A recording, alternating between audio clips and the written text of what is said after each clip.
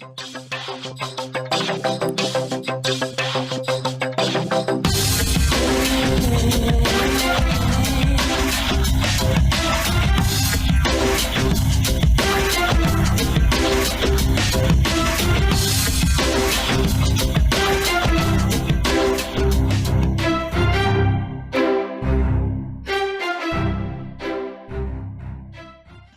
to the CareerMetis Podcast. I'm your host, Nisar Ahmed. I am the founder and editor of the blog, CareerMetis.com. And this is episode 50 of the CareerMetis Podcast. And this particular episode is part of the Career Expert series, where in the past I've interviewed career coaches, career professionals who will be sharing their ideas, their experience, their wisdom in helping job seekers navigate the market and finding meaningful careers. And for today's expert series episode, I'm interviewing Caroline Dowd-Higgins. She specializes in helping people with career reinvention. I'm sure we'll hear more about that as we go along with the interview. She's a career coach, a published author, and also a public speaker as well. And I'm sure we'll learn more about Caroline as we go along. So Caroline, welcome to the interview. Thank you so much. I'm delighted to be with you today. Yeah, it's my pleasure. The first question I always ask my guests is, where are you calling from?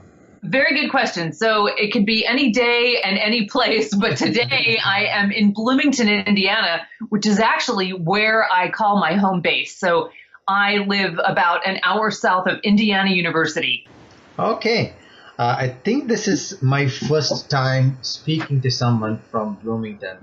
Good. So what will be, maybe you can share with us a fun fact about Bloomington that a lot of people do not know about unless they have been there or lived there. Yeah, Bloomington is the home of Indiana University. It's a Big Ten Research One university. We have about 45,000 undergraduates. I earned my undergrad and my master's at IU and have the great pleasure of working there in addition to my entrepreneurial career, my side hustle. And the Indiana Hoosiers are known for what they call the greatest college weekend, which is the IU Little 500, which is a variation on a theme of the Indianapolis 500, where the cars race around the track, and our Little 500 are bicycles that go around the track. It's very interesting. I found out that no matter where my guests are based out of, there's always something fun, something interesting about each city. So that's thanks for sharing that. Sure.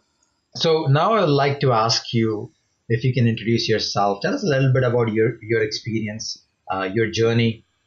Absolutely. You know, it is quite a circuitous journey. And I say that because my career has not been linear. And I've come to find that most people do not have a linear career. So I'll bring you back with a 30-second recap to help you have context and the listeners as well. So I'm a native New Yorker and came to Indiana to study music at the world famous IU School of Music, and earned an undergraduate and a master's degree many years ago, and went on to perform as an opera singer, and loved that career for a very long time until I pursued a shift. I decided that was not something I wanted to do for the rest of my career. It was difficult to sustain financially, and I decided the feast and femme and life of an artist is not one that I wanted to pursue for my entire career. So I went through a career reinvention, which really propelled me into the theory and methodology of career development. And it was an accidental opportunity to learn about something that I love very much. And I parlayed that into a career as a coach, as a speaker. You mentioned I'm a published author. My books, first and second edition, are called This Is Not the Career I Ordered. And I focus on career reinvention because it's very rare that a single person has one career throughout their lifetime. I like the word career reinvention. It sounds very catchy, but I'm sure you're 100% correct. Anybody listening to this, including myself, have gone through some type of reinvention. For someone listening, let's say they're a new grad, what exactly, or how would you exactly describe what career reinvention is?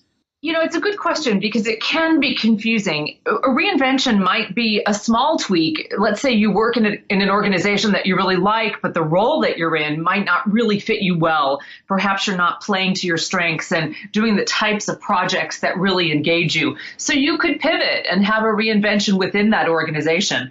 I've worked with thousands of people across the country, some of whom, like myself, had more dramatic career reinventions. For example, a lawyer who decided that they did not want to practice law anymore and shifted into a very different scenario, working in marketing and advertising. I've worked with financial professionals who decided that they wanted to open up restaurants. Those are more dramatic career shifts.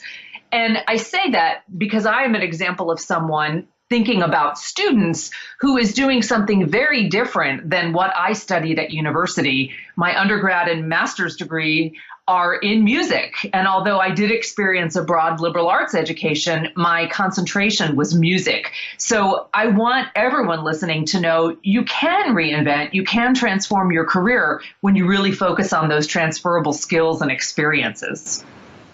That's actually a great point because you gave a particular example of someone in finance opening a restaurant. So the question I wanted to ask you is for those who have been in the job market for a while, at what point do they decide to reinvent themselves? There are some really good warning signs. The first one I call the Sunday night blues. And that means if by Sunday afternoon you're dreading going back to work on Monday morning, then that's a pretty good sign that you might not be in a good fit. Now, I don't mean because there's a tricky meeting coming up or, a project that's due and you're feeling stressed. But I mean, if you really feel as if it's not a good place where you can do your best work. Sometimes we have a toxic work environment that's just not healthy for a variety of reasons, so that may not be a good fit.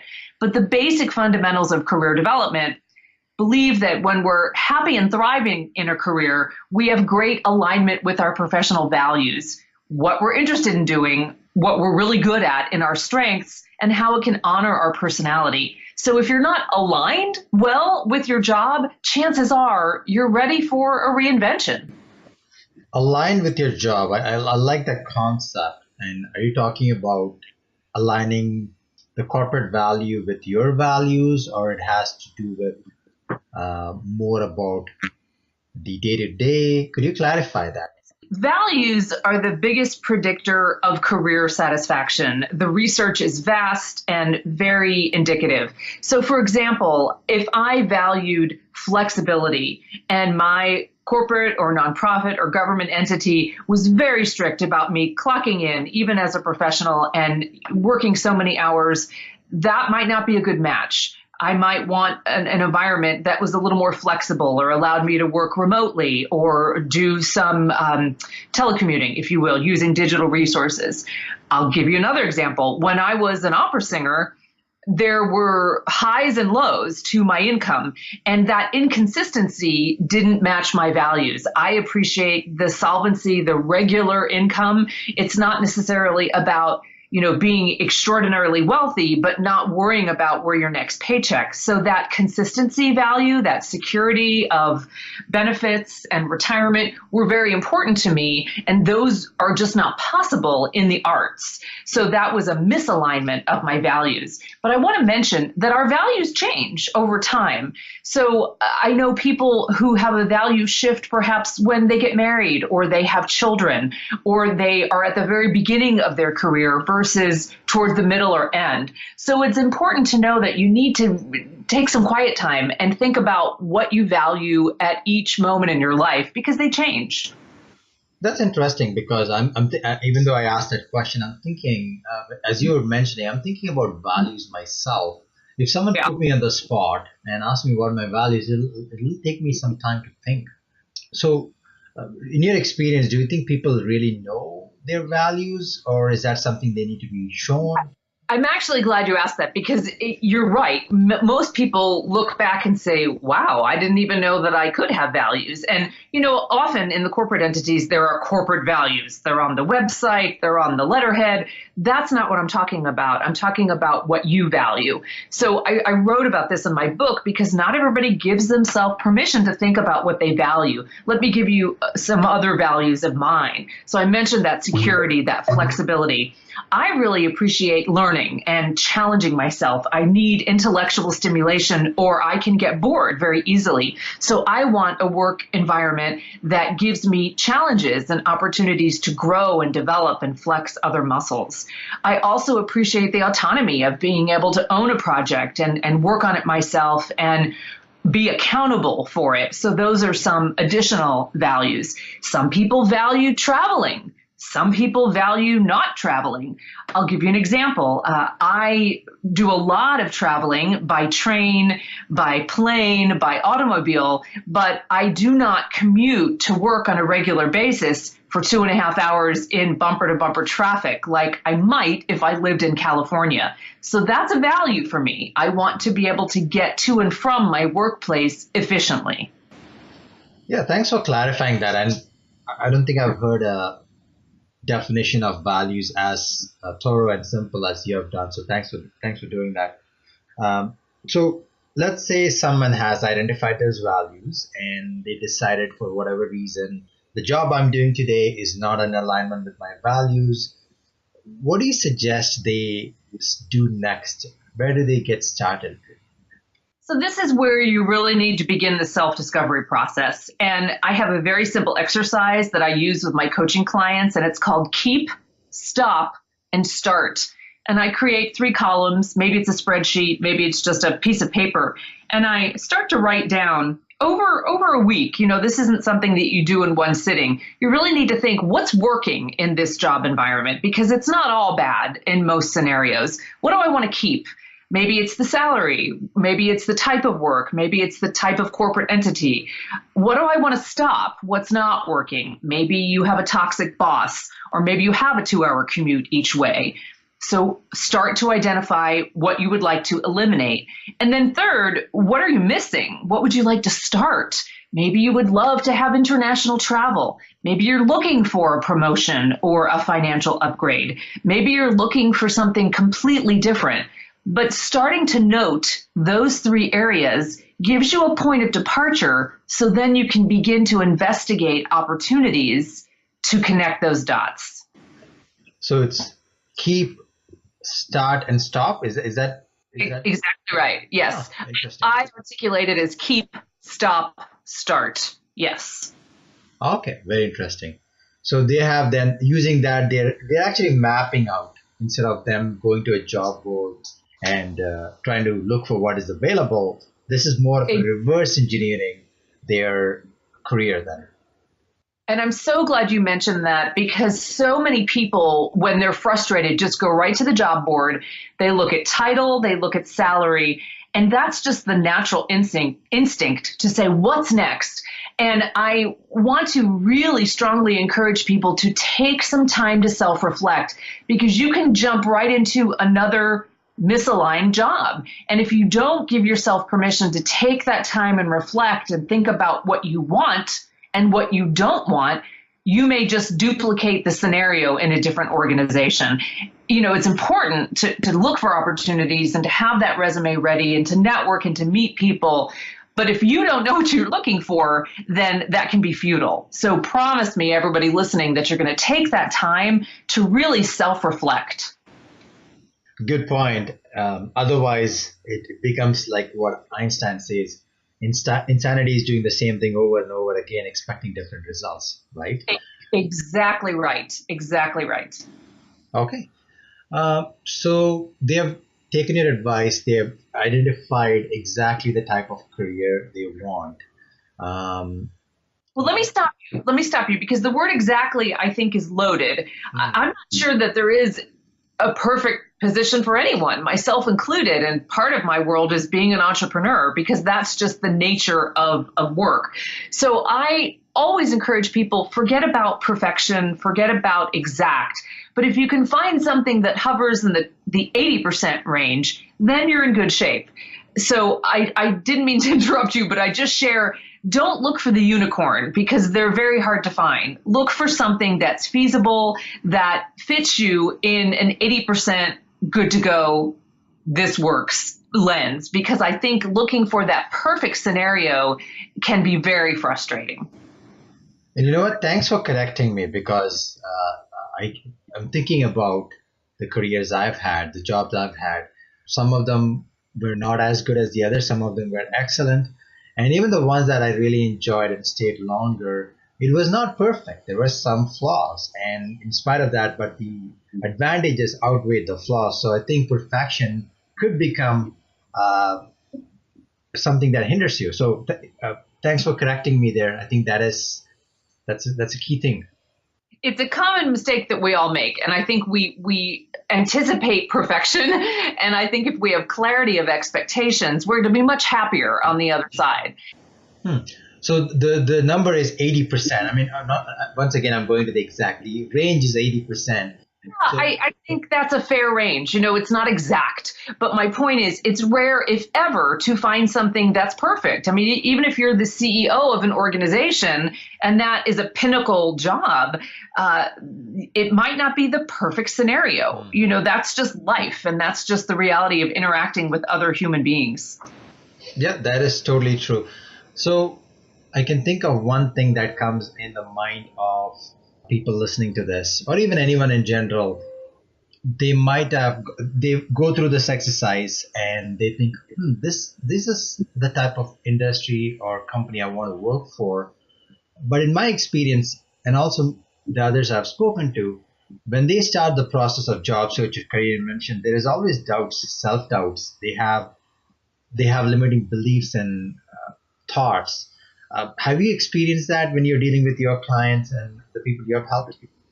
Absolutely. There is a fascinating syndrome called the Imposter Syndrome, and it's being studied by psychologists worldwide. And the truth is, we are human. We all have self-doubt. Some people are built with more confidence, perhaps born, or it's part of how they are nurtured. But it's normal to have self-doubt. So I want to help everybody listening understand you're not strange. Self-doubt is normal. However, it's important for us to overcome that because we don't want self-doubt or lack of confidence to hold us back from achieving. So the first thing I would recommend is create a circle of trust, people in your life whom you can depend on to be your accountability masters. I call it my board of directors. And it doesn't mean I convene all of them together once a month for a meeting, but it might mean that I reach out to them with a text or a phone call or an email and say, can you help me work through this? And what do you think about this opportunity? So they can help me boost my confidence. And it's not just gratuitous. You want people that really know your value and what you bring to the table in a professional scenario, because self-doubt is natural. It's part of life, but we need to boost each other up. And we need to recognize what we do well so we can take advantage of new challenges. That sounds totally fair. That makes sense as well. So we spent the last 15, 20 minutes talking about the mindset, the preparation. I wanted to ask you, you have helped a lot of clients over the last few years. In the recent couple of years, has things changed? Has the job search process, the career change process changed? It has. I still think networking is the most important opportunity for humans to connect with humans, but LinkedIn has changed the world in regarding job search. There are over 500 million people on LinkedIn. So I would advise everybody, if they're not on LinkedIn, they should be. It's a great opportunity to be seen and heard. And so much of the platform is still free. So you don't need to subscribe to the financial component if you don't want to or are not able to. There's a lot you can leverage, but it's really become our own personal website of sorts, a professional portfolio, if you will.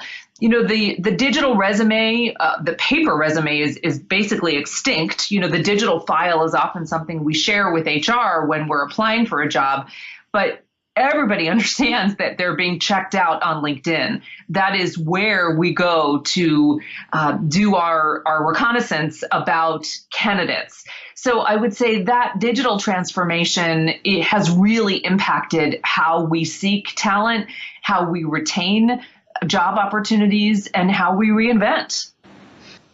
LinkedIn, and I think that's you're correct. If you're not on LinkedIn and you are in the market, then you're actually holding yourself back. So LinkedIn is more of a networking tool, branding tool, rather than a digital resume. Is that correct?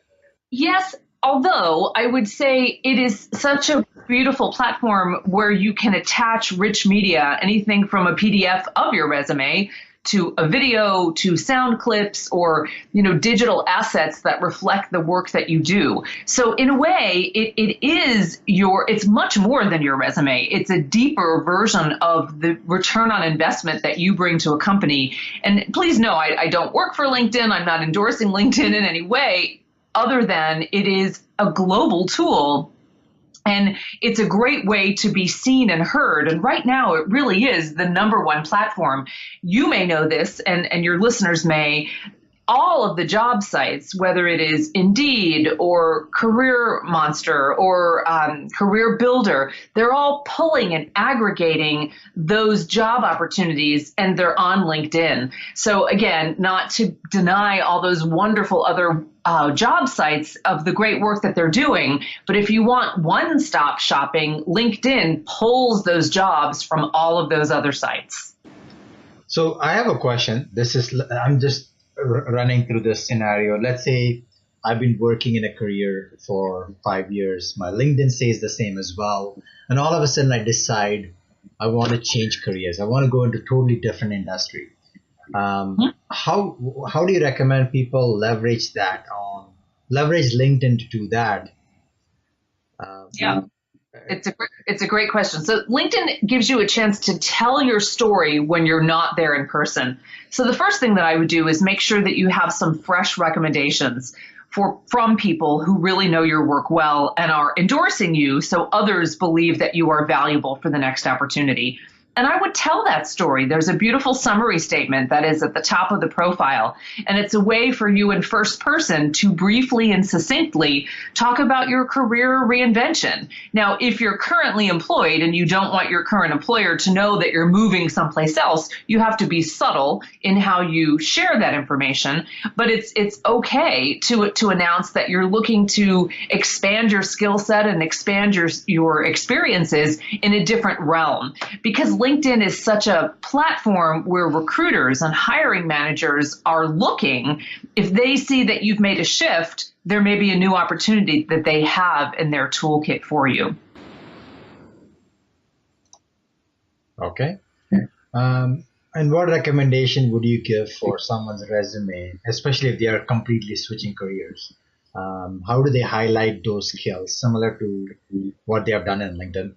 This is extremely important because your previous experience is in a very particular field, right? Let's say you're an engineer and you've worked for a few companies and you've got some extraordinary experience as an engineer, but you're wanting to make a very dramatic shift and go into a different field. So what I suggest is right at the top of the resume, you have a very short brand statement, and it might be 2 or 3 sentences that articulate that you're looking to make a transition. Don't hide it. Hit it right on and talk about the experience of engineer and how it has empowered you to go into whatever the next field is. Maybe it's marketing, maybe it is life sciences, and you're moving in a very different direction.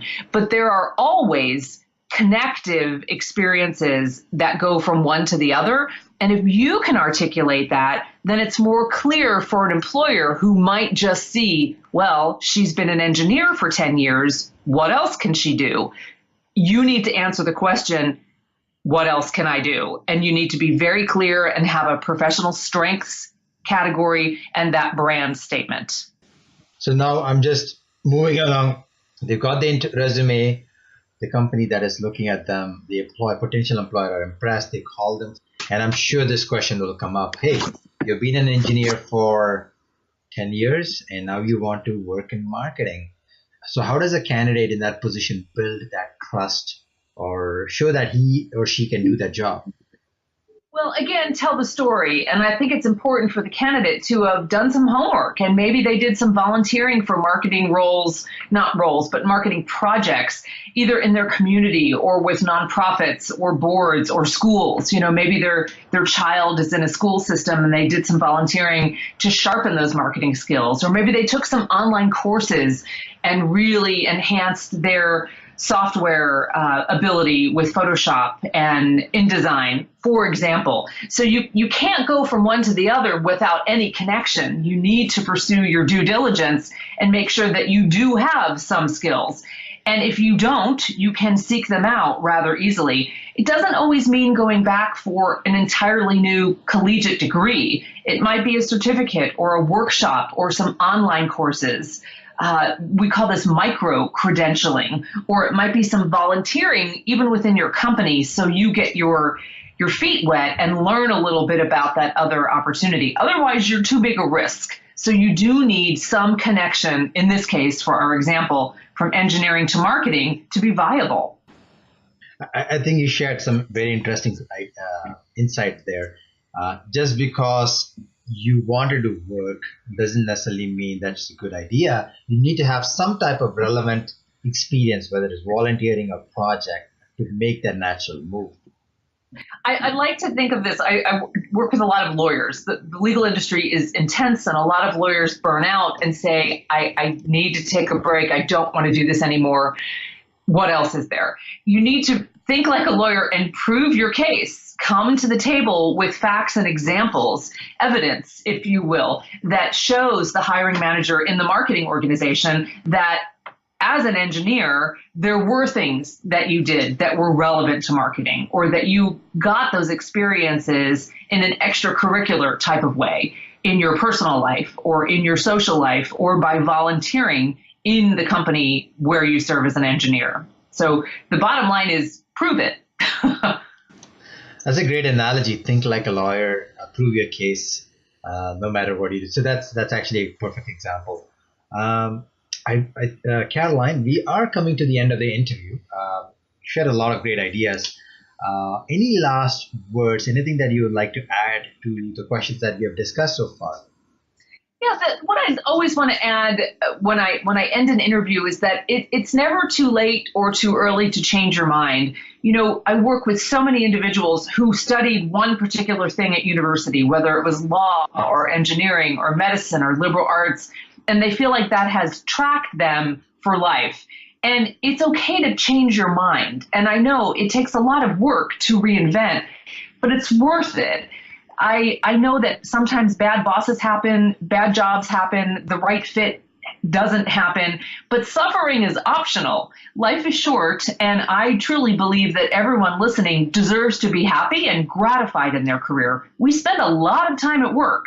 Frankly, we spend more time at work than we typically do with our families. So I believe that you deserve to be happy. So if you're not, consider reinventing. That's a great wrap up and summary. It's never too late to reinvent your career. Caroline, as I mentioned, lots of great ideas. Thanks for sharing them. I like that. I like the fact you gave analogies, or the ideas were very digestible. So it was great. Thank you. You're very welcome. Thanks everyone for listening to this episode of the CareerMetis Podcast. I've written a brief summary of the interview with links and resources to Caroline's website. If you enjoyed this particular episode and also learned something new, feel free to post a comment or a review. And if you really loved it, definitely go ahead and share this among your network. As always, you can find the other interviews of the CareerMetis Podcast on iTunes, Stitcher, SoundCloud, and TuneIn. Until next time, this is Nisar Ahmed, your host for the CareerMetis Podcast. Thank you.